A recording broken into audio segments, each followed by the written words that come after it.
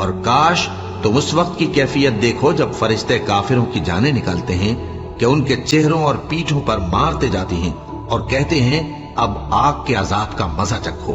یہ ان اعمال کی سزا ہے جو تمہارے ہاتھوں نے آگے بھیجی ہیں، اور یہ جان رکھو کہ اللہ بندوں پر ظلم نہیں کرتا۔